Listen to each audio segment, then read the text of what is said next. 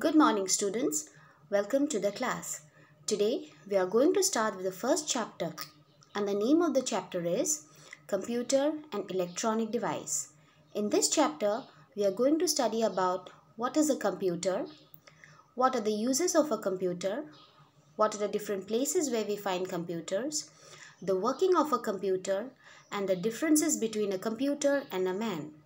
In today's class, we are going to discuss about what is a computer and what are the uses of a computer. So, let's begin. So, what is a computer? A computer is an electronic device that is used to store and process data. In our homes every day, we come across many electronic machines like the TV, the washing machine, the geyser, the oven, etc. And like one of them, the computer is also a smart machine that runs on electricity. A computer cannot work on its own, but it works on the instructions given to it by others. So now, why computers are important? Computers are important because they are considered as the true friends of human beings. In today's life, computers have become very important because it has made our work very much easier as well as faster. Otherwise, to complete the same type of work manually, we require much more longer time.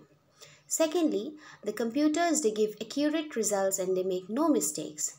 So, there are no possibility that there will be any mistakes in the calculations or any other work that is done on a computer. Thirdly, a computer can work for long hours without getting tired. Moreover, a computer can also store a large amount of data in it. We can get information about different aspects by using the internet on the computer. So, from all this we can say that the computer has become an important part of all our lives. Next, where do we find computers? Nowadays, computers are installed almost everywhere. In your book, if you see, a computer helps us to do many things like draw pictures, type letters, play games, solve sums, listening to music, etc. So, a computer can be considered as a multitasking machine. So, we see computers almost everywhere. So, what are the different places where we see computers? We have computer in our homes, in the schools, in the offices, in the hospitals, banks, railway stations, airports, and almost everywhere. So, what is the use of computers in these places? In our homes, we use computers for playing games, for watching movies, for doing online shoppings, for booking tickets, and also for communication purposes.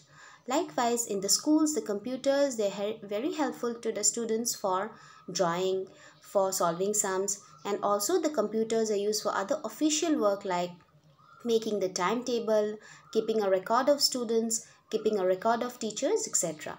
Similarly, in the offices, the computers, they are used for keeping the record of the employees, keeping a record of the leaves, and also for other communication purposes.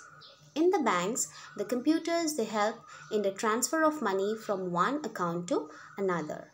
Also, the computers, they are very helpful for the doctors. Now, the computers, they help the doctors in detecting a disease, in knowing about the conditions of the patients. Also, it helps to keep a record of the patients. The computer also has information on the doctors that are present in a particular hospital, then in making bills, etc. So, from this we come to a conclusion that the computers have become a very integral part of all our people's life. So, we can conclude by saying that without computers, it has become very difficult for us because computers have made work easier for us and it has made our life more easy and convenient. So with this, I wind up my session for today, and in the next session, we'll be learning about the differences between a computer